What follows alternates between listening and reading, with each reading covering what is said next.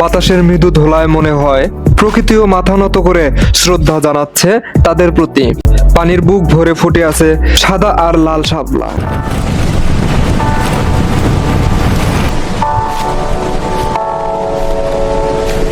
সবাইকে স্বাগতম। আজকে আমরা এসেছি আমাদের গৌরবের প্রতীক জাতীয় স্মৃতিসৌধে। এখানে দাঁড়িয়ে যেন ইতিহাসের কথা বলে, আর শহীদদের রক্তে লেখা স্বাধীনতার গান প্রতিধ্বনি হয় চারপাশে। প্রথমে চোখ পড়ে বিশাল খোলা আকাশের নিচে দাঁড়িয়ে থাকা সেই ত্রিভুজ আকৃতির স্মৃতিসৌধ স্তম্ভ।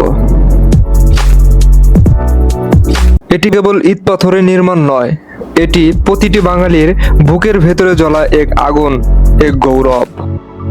চারপাশে বিস্তীর্ণ সবুজ প্রান্তর, বড় বড় গাছগুলো যেন নিঃশব্দে পাহারা দিচ্ছে শহীদের স্বপ্নকে। পাখির ডাক আর বাতাসের মৃদু ধোলায় মনে হয় প্রকৃতিও মাথা নত করে শ্রদ্ধা জানাচ্ছে তাদের প্রতি। অভ্যন্তরে প্রবেশ করলেই চোখ পড়ে শান্ত এক পুকুর। পানির বুক ভরে ফুটে আছে সাদা আর লাল শাপলা।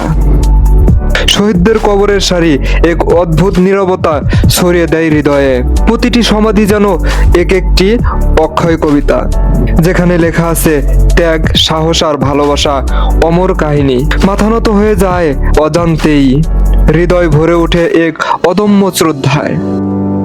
এখানে প্রতিদিন বিকেলে নানান ধরনের মানুষ আসে ঘুরতে, ভ্রমণ করতে, কেউ শ্রদ্ধা জানাতে। প্রিয় দর্শক, জাতীয় স্মৃতিসৌধ শুধু একটি স্থাপনা নয়, এটি আমাদের আত্মার দর্শন। এখানে দাঁড়িয়ে প্রতি মানুষ নতুন করে শপথ নেয়। তাই আসুন আমরা সবাই একসাথে বলি, শহীদদের প্রতি আমাদের গভীর শ্রদ্ধা আর ভালোবাসা চিরদিন অমলিন থাকবে।